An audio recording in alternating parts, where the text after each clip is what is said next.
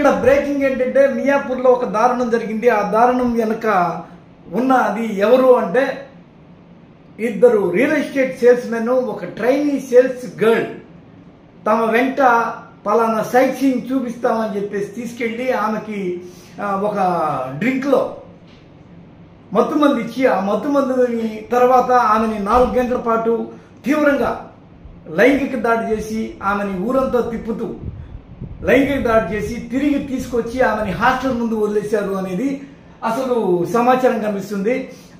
ఏంటి అసలు ఆమె ఎవరు ఏంటి అంటే పాపం ఏమీ తెలీదు. తన సీనియర్స్ ఎవరు ఏం చెప్తున్నారో దాన్ని వినేసి తద్వారా వాళ్ళ దగ్గర మనం మరింత పని నేర్చుకుందాం అన్న కోణంలో ఆమె వెళ్ళడంతో ఆమె మీద వీళ్ళు ఆల్రెడీ ఆఫీసులో ఈ కొత్తగా ఉంది, ఈమెకి మనం ఏం చేసినా నడిచిపోద్ది, ఏదో ఒక శాఖ మీద ఆమె తీసుకెళ్ళిపోయిన తర్వాత ఆమెను పట్టుకొని మనం కావాలనుకున్న విధంగా లైంగిక దాడి చేయొచ్చు అన్న కోణంలో వీళ్ళు ఆల్రెడీ స్కెచ్ చేసి పెట్టినారు.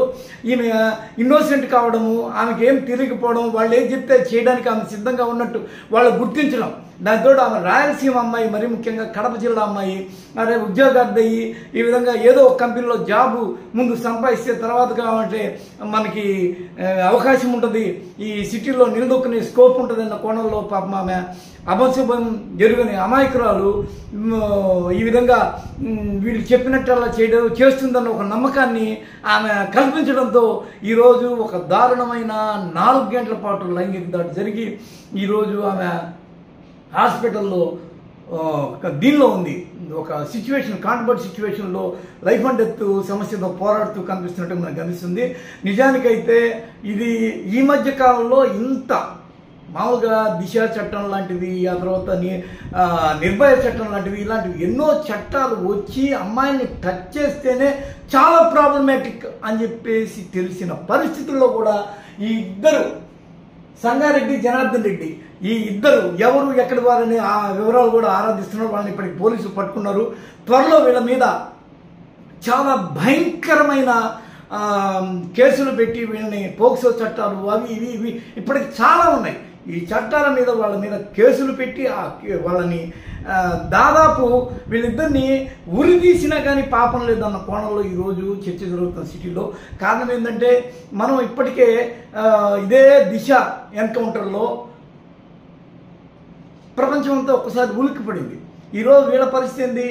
రేపటి రోజున ఇదే సజ్జనార్ లాంటి వాళ్ళు కానీ ఎవరైనా ఛార్జ్ తీసుకుంటే వీళ్ళిద్దరి పరిస్థితి ఏంది? ఎందుకు ఏంటి ఎంత అమానవీయం ఇది? ఇప్పుడు సిటీలో ఒక ఆడపిల్లని ఏదోలే బతకడానికి వచ్చింది, బతుకుతుంది, పోయి తన సొంత కాళ్ళ మీద నిలబడుతుంది అని ఒక తల్లిదండ్రులు ఈ రోజున పంపించాలంటే భయానకమైన భయమేసే పరిస్థితుల్లో ఇక్కడ కండిషన్ని వీళ్ళిద్దరూ ఏర్పాటు చేసి నగరం యొక్క శాంతి భద్రతలు వాటి పరువు ప్రతిష్టను కూడా వీళ్ళు గంగలో కలిపారు. ఈ సంగారెడ్డి, జనార్దన్ రెడ్డి వీళ్ళిద్దరిని అంత తేలిగ్గా వదలకూడదు, వీళ్ళిద్దరిని ఎన్కౌంట్ చేసి పారేయండి సార్ అనే కోణంలో చాలా మంది మాట్లాడుతున్న విధం మనకు కనిపిస్తుంది. వీళ్ళని అసలు ఇప్పుడు ఇది ఎలా అయిపోయింది అంటే ఇక ఒక అమ్మాయి, ఆ అమ్మాయి ఇక అబ్బాయిల్ని, తన సాటి కొలీగ్స్ అయిన అబ్బాయిల్ని నమ్మి ఒక వెహికల్ ఎక్కి వెళ్ళేందుకు ఇక ఛాన్స్ లేదు. అప్పటికి మనకి ఎన్నో చట్టాలు వచ్చినాయి, ఎన్నో యాప్స్ వచ్చాయి, ఎంతో ఇవి వచ్చినాయి. కానీ ఆ అమ్మాయిని మత్తిచ్చి రేప్ చేయడం ద్వారా ఇలా అమ్మాయి పాపం వాళ్ళకి లొంగిపోయి లోబడిపోవాల్సిన పరిస్థితి ఏర్పడింది అన్న కోణంలో కొంత చర్చ జరుగుతుంది.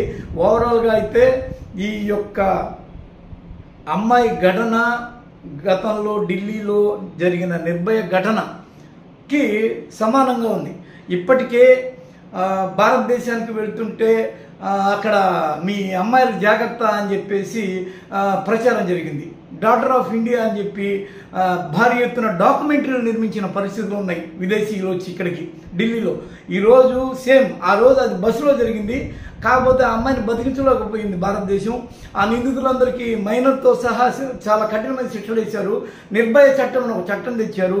ఈరోజు ఈ అమ్మాయి పేరు మీద ఎలాంటి చట్టం తేవాలి, అసలు ఏంటి? ఇప్పుడు కారులో ఇలాంటి లైంగిక దాడి జరిగింది అంటున్నారు. దానిలో డ్రైవర్ ఉన్నాడా లేడా? వీళ్ళిద్దరిని పట్టుకున్న పోలీసులు ఏం విచారించి ఏం కొనుక్కున్నారు? అసలు రియల్ ఎస్టేట్ ఫీల్డ్లో వీళ్ళు ఎంతకాలంగా ఉంటున్నారు? వీళ్ళ ఇదేనా మొదటిది? ఆ తర్వాత ఇలాంటి ఘటనలు చాలా జరిగాయా? ఈ కంపెనీలో, ఈ మియాపూర్లో ఉన్న ఈ కంపెనీలో అసలు ఎంతమంది అమ్మాయిలు ఉన్నారు, వాళ్ళందరి మీద వీళ్ళిద్దరు ఇప్పటి వరకు ఎన్ని రకాల దాడులు చేశారు, అసలు ఆ కడప నుంచి వచ్చిన ఆ ట్రైనీ అమ్మాయి మీదే వీళ్ళిద్దరికి ఎందుకంత ఫోకస్ ఏర్పడింది, వీటన్నిటి మీద కూడా వివరాలు పోలీసులు ఆరాధిస్తున్నారు. ఏది ఏమైనప్పటికీ ఇది చాలా తీవ్రమైన ఘటన. కారణం ఏంటంటే ఇలాంటి ఘటనలు చరిత్ర గతిని మలుపు తిప్పేస్తాయి. గతంలో ఢిల్లీలో జరిగిన నిర్భయ వ్యవహారం ఆనాటి ప్రభుత్వాన్ని అట్టుడికించింది. ఈరోజు రేవంత్ రెడ్డి ప్రభుత్వానికి ఇది చాలా మాయన మచ్చ. వీటన్నిటి మీద ఇప్పటికే ప్రజా సంఘాలు, మహిళా సంఘాలు, ఇతర రాజకీయ పార్టీలు ఇవన్నీ ఇక్కడున్న